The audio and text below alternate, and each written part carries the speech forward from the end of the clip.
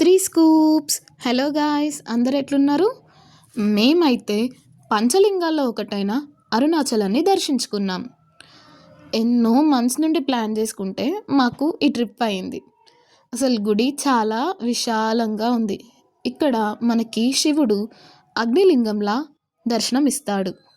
ఇంకా నెక్స్ట్ మేమైతే దర్శనానికి లైన్ పట్టేసి ఆ శివయ్యని దర్శనం చేసేసుకున్నాం.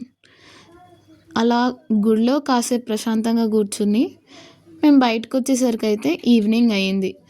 ఇంకా నెక్స్ట్ రూమ్కి వెళ్ళేసి ఫ్రెష్ అప్ అయ్యేసి నెక్స్ట్ గిరి ప్రదక్షిణ అయితే స్టార్ట్ చేసేసాం. గిరి ప్రదక్షిణలో మనమైతే అష్టలింగాలని దర్శనం చేసుకోవచ్చు.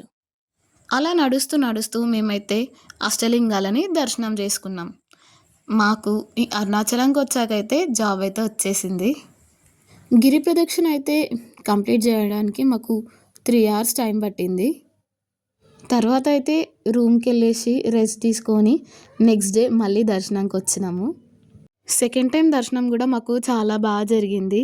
తర్వాత గుడిలోనే అన్నప్రసాదం కూడా చేసేసుకున్నాం. తర్వాత అయితే కంచికి కూడా వెళ్ళాము. మీరు కూడా అరుణాచలంకి వెళ్ళారా?